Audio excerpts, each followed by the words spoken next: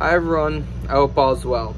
As you can see, I'm not in cold New England this Shabbos this week. I'm actually on the Floating Torah Tour, number 4 or 5 with Beit Chavrim here in the Caribbean, really enjoying a great time learning Torah and spending time on the water. So it's really appropriate, given that we've spent a lot of time this week on the water, underwater, looking at fish, above water, fishing, eating fish, that we talk about fish in this week's Parsha. And we see the first plagues come up in this week's Parsha, and the first plague we know is dam, is blood. Now what happens in the first plague? It should be easy, right? The water turns to blood, and the Egyptians can't drink the water, and therefore, it starts the journey on the plagues. But it's not that simple. Because when we look at the psukim, the verses themselves, we see that the Torah goes on a tangent while talking about the plague of blood. And it talks about fish.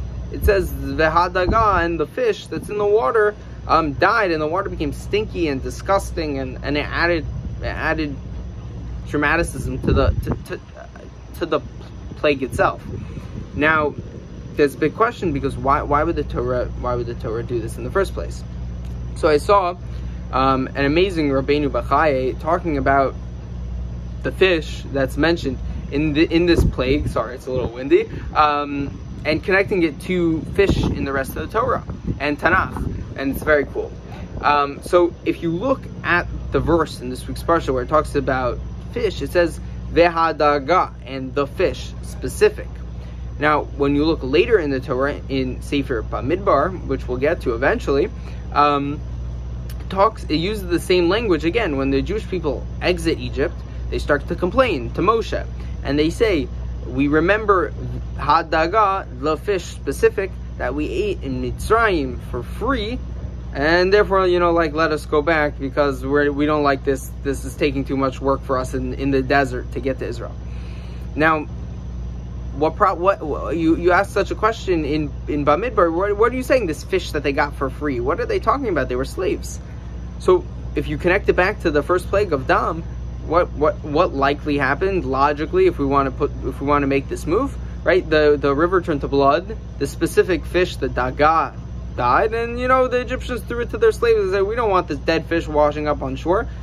They gave it to their slaves.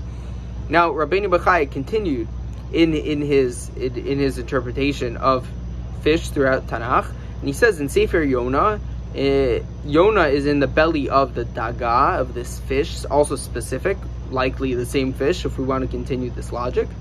And when you look at the language used in Sefer Yonah, when he's in the belly of the fish, he's saying, Hashem, let me out of this terrible place, right? He's in the stomach of the fish, and he's saying it's so bad, it's terrible, it's like a deathbed, like a graveyard, not good.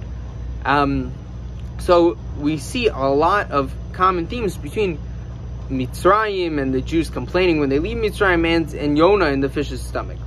Now, obviously, what can this teach us? First of all, that, well, from experience, eating fish is not that easy. You have to put in a lot of work to catch the fish if you want to do that. But if you're in the situation where it comes easy, you can go to the supermarket and go get some fish, maybe not for free, but for a little less labor. We have to realize that when things come easy, it might not necessarily be the right thing.